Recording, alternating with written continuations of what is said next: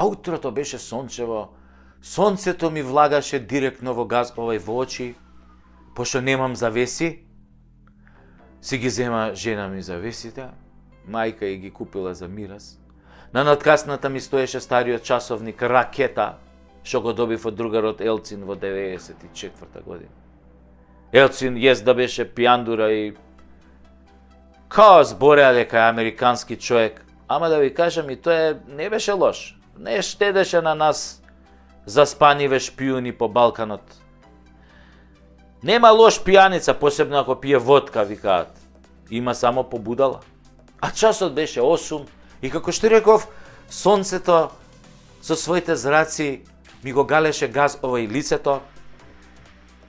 И што би рекле моите камаради од тајната руска келија, македонец ми вика кажи 8, ја кажав 8, а тие во еден глас на кур да те носум. Моите другари шпиуни од ФСБ, нели, по Балканов спијачи ко мене. Тоа носум ми беше малку струмички, додуше кој ми го кажа, викам шо имаат врска рускиве агенти со струмица, па ми беше малку непријатно, бидејќи знаев дека некои струмичани се обучувани од калето и жабарите се, незгодно. Лошо ако се сретнеме со тие па агенти, струмичани што се па од калево па обучувани. Може да се случи нешто непредвидливо, да ги звајме кубурите и толку да биде. Ама тие уште ги бројат еврата за црквата, така да до средба тешко дека ќе дојде во скоро време, да не се плашите. А со ова рубљиве да ви кажам ми е многу полесно, помалку се некако. Инаку, јас бев спијачки агент уште од 1995-та, кој не знаел, сега можам више да откријам некои информации за себе, откако на повидок е воскреснувањето на новата руска империја, откако е на повидок падот на социјал-демократскиот сојуз, откако е повидок, нели, падот на американската империја. Знам дека всушност, сака да ви кажам дека КГБ се распадна, но всушност КГБ никогаш не се распадна. Само, како да ви кажам, стави ново руво. Се реформираше на некој начин. И сега тоа што се реформираше си е ФСБ, ако некој не знал, но тоа е практично КГБ. Извинете, кој не знае, до сега сум се представил неколку пати, но кој не знае, пак ќе се представам. Ја, секретниот агент Путиња Куров. Нели, јас сум тајниот агент на Путин за Балканот, единствен, избран лично од него, со указ од него подпишан. Моето целосно, нели, кодно име е, целосното име ми е Саша Напучеев преку Куров. Кратко, кодното име ми е Куров. Етнички македонец, тајан шпион на Кремљ, Пјонгјанг, Хавана и Хараре. Ова Хараре ми го додадоа за да можам да земам К-15, зашто по рускиот разузнавачки закон мора да држиш 4 опции за бази, за да примаш полна плата во рубли и 2 пати годишно К-15, од кој едниот можеш да го трошиш кај сакаш. А едниот нели само во хотели на Крим. Тоа се еден вид бонови, не рубли, исто као на Дзинго на времето на Кратовчани што им даваше. Па додуше он беше шпион и социјалист, мислам голем социјалист, малку ме ебеше ова кодново име, нели, кога јас отидов во Хараре и тамо се запознав со мојата конекција или врската, една црнка така од 2 метри, ринглите луѓете веска. Абе, со тоа брадавиците очите ти извади ако ти се доближи вака таа од Хараре, црнката. И таа ми вика, мене ми се представува, пошто знаеме шпиони сме и у такви ситуации мораме по кодно име да се представиме. И она мене ми пружа рака и ми вика кодно име Длабока Шкољка. Ја ја викам кодно име Куров. Леле женава која слушна Куров. Леле луѓе. Абе падна од сменја тоа брадавиците кои се на Острија луѓе и комоливчиња. И викам, амор што ти е смешно? Вика, па вика, извини што се смеам на твоево кодно име, господине Куров, но вика, кодното име на шпионот од Србија е Кура Ципо. Да не сте роднини нешо?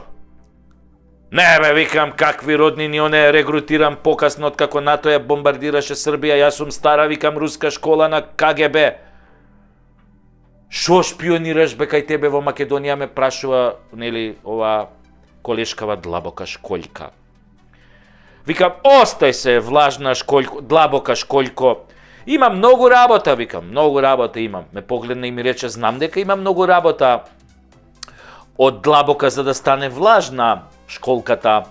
Ама не те прашав за тоа, туку кого шпионираш, ми вика, во Северна Македонија за Руската Федерација.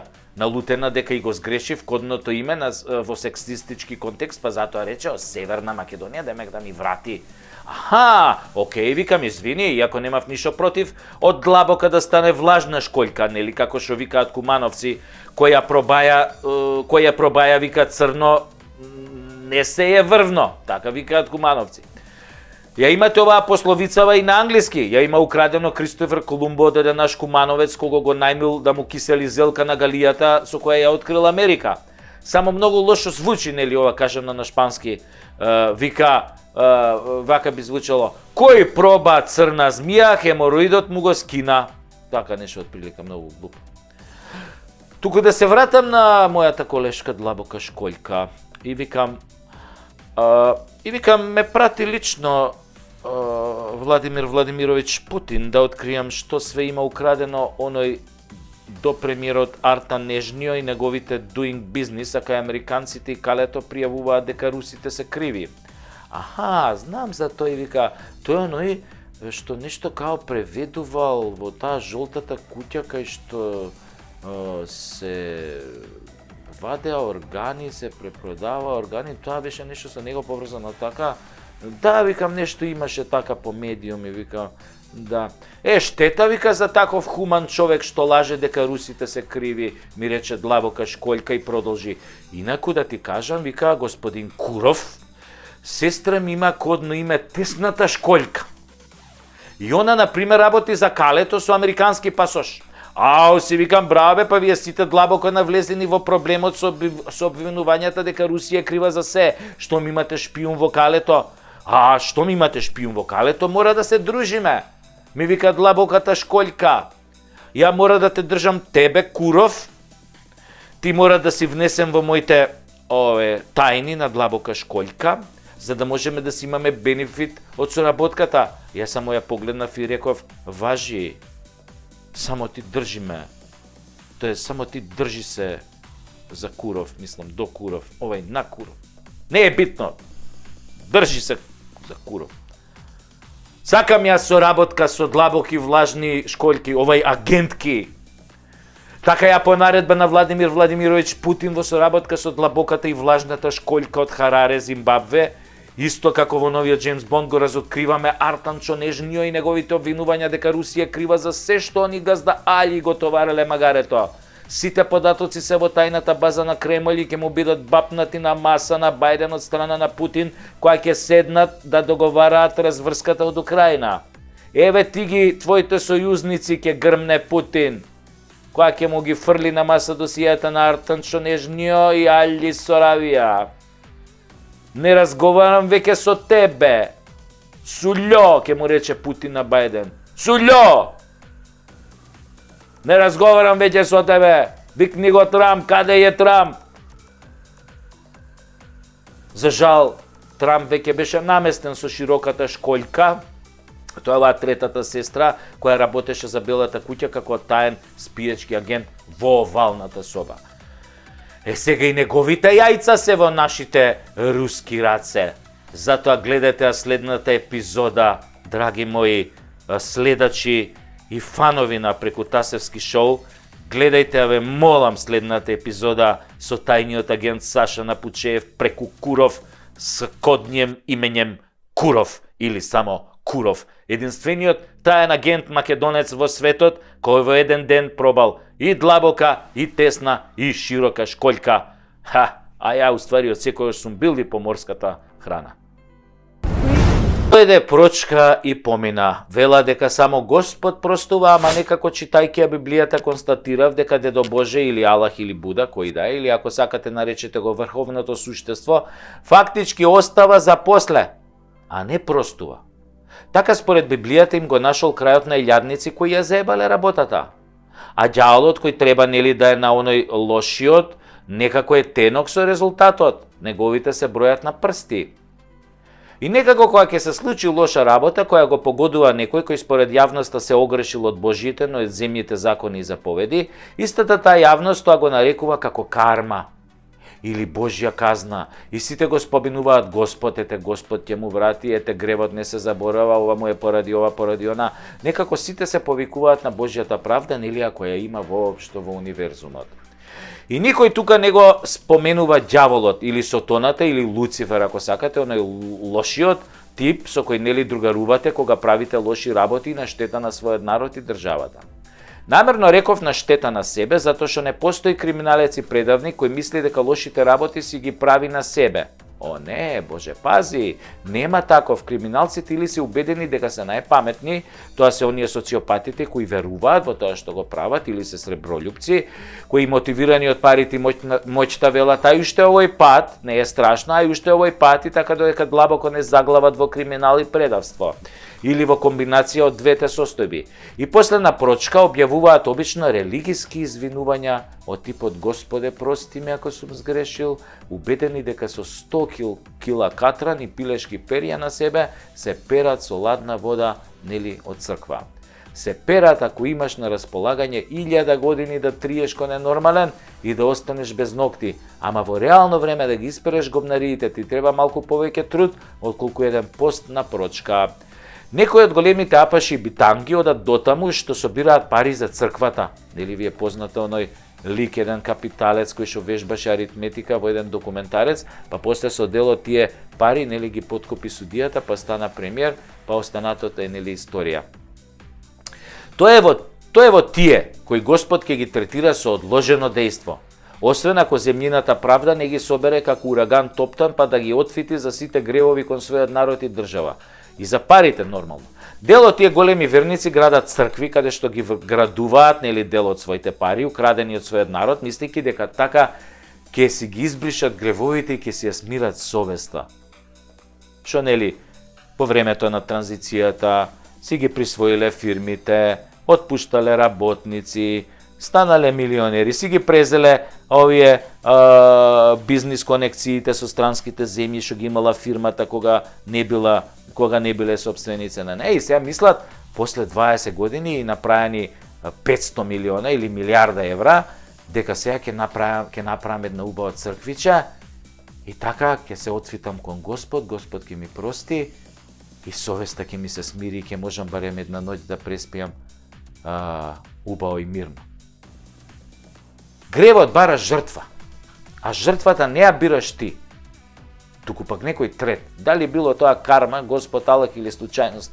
Мислам, што реков сега, случајност.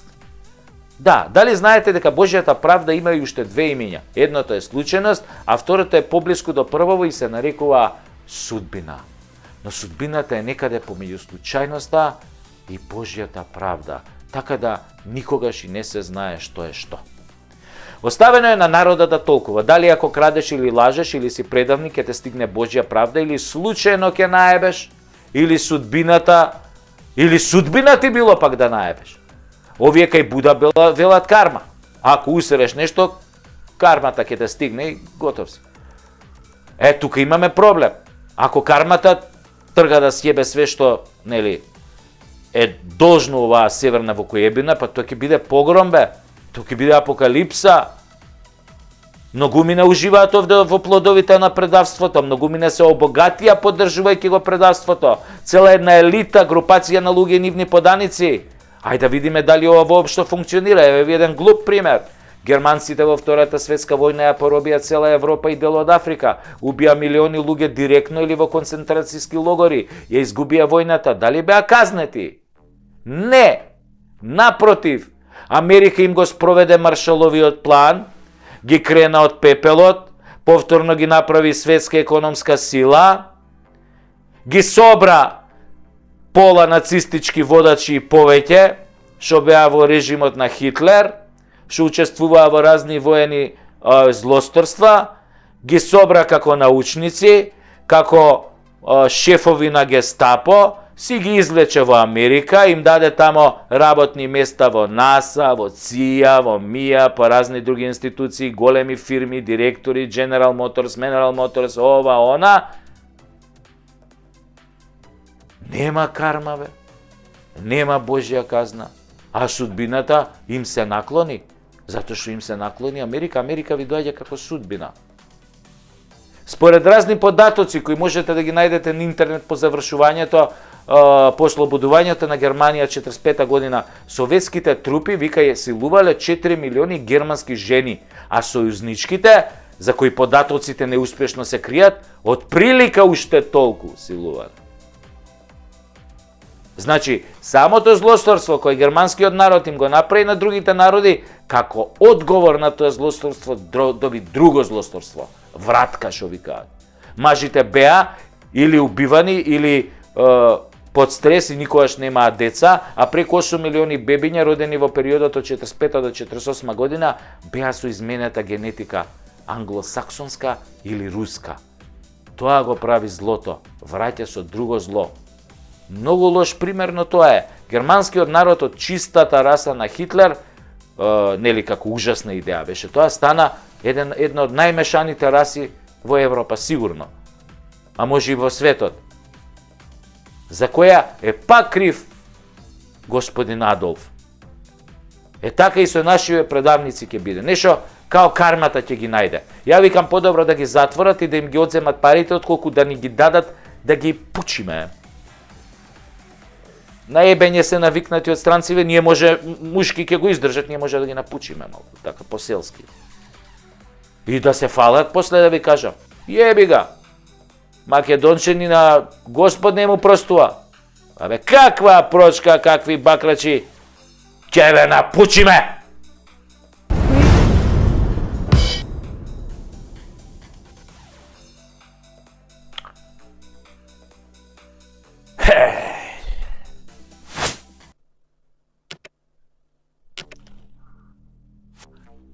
Си размислувам денојве што црна чума се зададе што не ги исели младиве од држава. Дали тоа е убавината на живењето во европскава вукојебина на Таче? Дали е тоа влегувањето на Западот од страна на УЧК од Западна Македонија? Дали тоа е бугарската упорност да ни го вкара българскиот происход? Или кварни беа нешто тоа српските вакцини што ни ги ушикаа гратис кога се потепавме да одиме на тоа пелц турист викендот у Врање?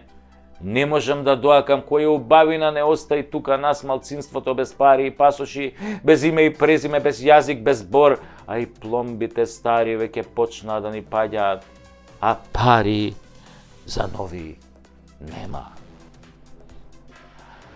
Кој тоа не проколна, кој тоа ни фрли клетва зајак да не предаде, Чурка да ни биде премиер, Орел джигерите да ни ги зеде, дупли Орел, нели, ко дупли близнак, Мунгос да ни биде председател, а и Квиско, а ние наместо да бидеме лавови, да си траеме ко овци стрижени, додека не стрижат и бричата наскоро ке ни го тргнат и сатарот, зашто ако подостариме уште малце нема да може од нас ни компир манџа или такозвана јанија да се направи.